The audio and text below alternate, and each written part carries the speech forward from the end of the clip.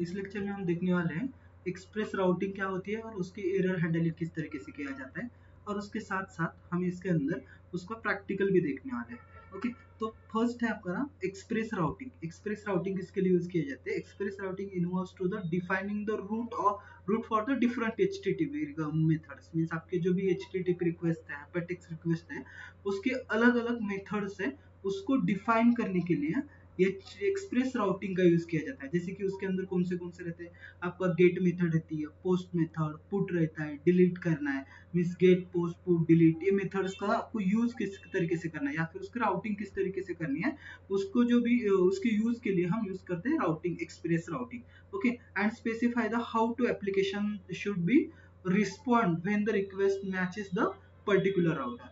आपकी अगर रिक्वेस्ट आ गई तो उसके साथ आपका रिस्पॉन्स किस तरीके से आने वाला है या फिर उसको और रिस्पॉन्ड किस तरीके से करने वाला है, उसके लिए यूज किए जाते हैं एक्सप्रेस राउटिंग। नेक्स्ट उसके बाद हम देखने वाले हैं एरर हैंडलिंग क्या होती है। जैसे कोई एरर आ गया, आपका जो भी राउटिंग है अच्छी तरीके से नहीं हुई या फिर कनेक्शन नहीं हो रहा है, रिस्पॉन्स नहीं आ रहा है, तो उसके लिए एरर हैंडलिंग का भी यूज किया जाता है। Error handling Inn Express involves the dealing with the errors deals with the error that occur during the request response cycle।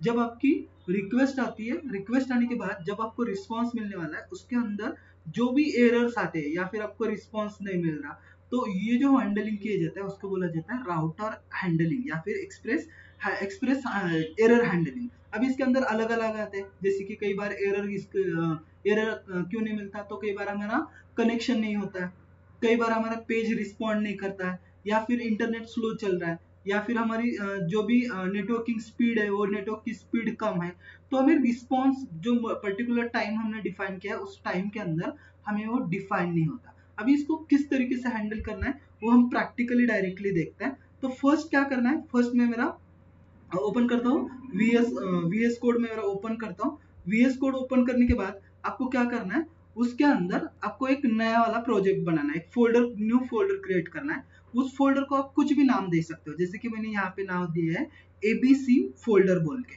Okay, इस फोल्डर के अंदर मुझे क्या करना है, जो भी मेरा राउटिंग है उस राउटिंग को क्रिएट करना है। तो इस फोल्डर को ओपन कर दिया, जस्ट मिनट, ओपन हो रहा है मेरा। ओके, ओपन होने के बाद मुझे उसका टर्मिनल ओपन करना है। पहले तो फाइल,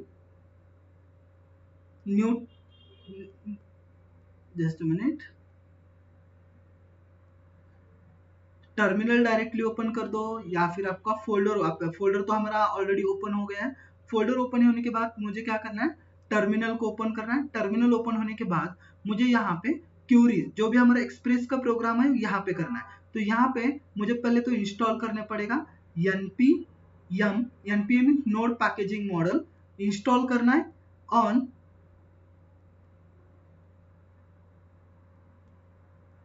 npm इंस्टॉल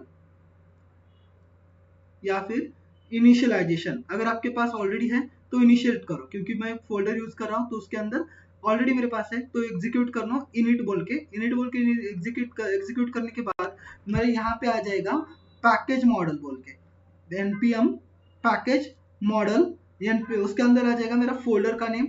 उसके अंदर मुझे डालना है नया वाला फोल्डर क्रिएट करना है जिसका नाम रहेगा एक्सप्रेस फोल्डर बोल के। उसका वर्जन भी आ जाएगा मेरा, यहाँ पे एक्सप्रेस फोल्डर क्रिएट हो गया। क्रिएट होने के बाद यहाँ पे उसका वर्जन आ गया। अभी यहाँ पे मुझे क्या करना है, नेक्स्ट कमांड डालनी है, उसके डिस्क्रिप्शन में लर्न एक्सप्रेस कमांड डालनी है। ओके, लर्न एक्सप्रेस डालोगे तो उसके अंदर क्या हो जाएगा, जैसे हमने एंटर कर दिया, enter the point for the index.js, आपके एंटर पॉइंट कहाँ हो गया, index.js फाइल के अंदर आप एंटर हो गए। उसके अंदर मुझे क्या करना है, टेक्स्ट कमांड डालनी है जो कि हमारे गिटहब के लिए वगैरह रहेगा, गिटहब के लिए, गिटहब रिस्पॉन्स या फिर रिक्वेस्ट के लिए। तो उसके अंदर मुझे क्या करना है, रिक्वेस्ट डालना है। मैंने कीवर्ड डाल दिया 45 और उसके रिस्पॉन्स आ गए। अभी उसके बाद इन दिस ओके करना है, यस करना है। उसके बाद आपके फोल्डर पे ऊपर जाना है, फोल्डर कौन सा था हमारा, एबीसी। तो जो भी कोड हमने किया है ना उस कोड को हमें यहाँ से कॉपी करके लेना है, जो भी हमारा कोड क्रिएट हुआ है ना यहाँ से ABC folder Jason file about writer के, उसको कॉपी कर लेना है। कॉपी करने के बाद जो हमारा पैकेज, अब एबीसी फोल्डर के अंदर पैकेज डॉट जेसन जो फाइल है, उस फाइल को हमें क्या करना है, इसको ओपन कर लेना है। ओपन करने के बाद जो भी हमारा कोड था वो वहां पे ऊपर आ गया, लर्न इंडेक्स डॉट जेएस, उसके बाद स्क्रिप्ट आ गई, एरर ऑन टेस्ट स्पेसिफाई आ गया। अभी उसके बाद हमें टर्मिनल के ऊपर जाना है। ऊपर जाने के बाद हमें क्या करना है, npm इंडेक्स, आपका जो भी इनिट फोल्डर था उसके अंदर हमने एक फाइल डाल दी थी, सॉरी इंस्टॉल डालना है वहां पे, npm इंस्टॉल। इंस्टॉल के बाद आपको इंस्टॉल करना है।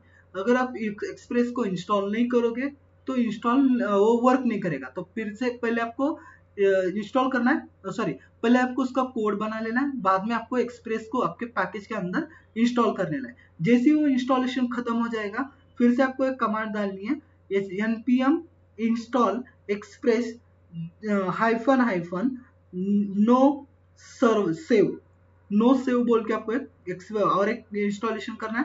बाद में वो ऑडिट डिटेल के लिए, जैसे ही आप वो कंप्लीट हो गया, कंप्लीट होने के बाद आपको कहाँ पे जाना है, आपको नोड पैकेजिंग मॉडल के अंदर जाना है।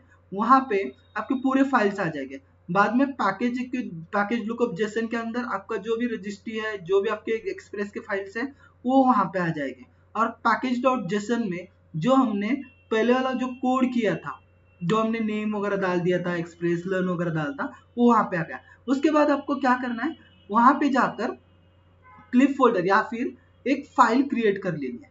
उस फाइल को आपको नाम देना है app.js। app.js के फाइल के अंदर जाकर आपको जो हमने वो कोड किया था, वेरिएबल वगैरह जो कोड है, वेरिएबल रेगुलर एक्सप्रेशन, उसको यहाँ पे कोड को डालना है। जो हमने हमारे एग्जांपल में मैंने पीपीटी में आपको जो बताया था, वही कोड को आपको यहाँ पे पेस्ट कर लेना है और बाद में इसको सेव कर लेना है। सेव करने के बाद इसको एग्जीक्यूट करने के लिए हमें फिर से टर्मिनल के ऊपर आना पड़ेगा। टर्मिनल पे ऊपर आने के बाद हमें यहाँ से एक कमांड पावरशेल विंडो ओपन करनी है। यहाँ से पावरशेल फिर से मीन्स टर्मिनल ही ओपन करना है। यहाँ पे आपको डालना है node app dot JS, node app dot JS और एंटर करना है। जैसे ही आप इसको एंटर करोगे, एंटर करने के बाद आपका जो भी ब्राउजर है, क्रोम होगा या फिर और कुछ भी होगा, जिसके ऊपर आपको एग्जीक्यूट होने चालू हो जाएगा। जैसे कि आपको यहाँ पे मैंने डाल दिया अभी लोकल होस्ट 3000, जो कि ऑलरेडी है, या फिर आपने अभी वहां पे पोर्ट नंबर दिया था 5000, तो वहां पे डालना है आपने जो भी वहां पे रिस्पॉन्स कोड में डाल दिया था। जैसे मैंने यहाँ पे डालना है रिक्वेस्ट, अगर कनेक्ट हुआ है तो रिस्पॉन्स डॉट सेंड, वहां पे वेलकम आ जाएगा, welcome ABC training. Okay, is an express JS. Thank you. Next lecture में हम अगला वाला टॉपिक डिस्कस कर लेंगे।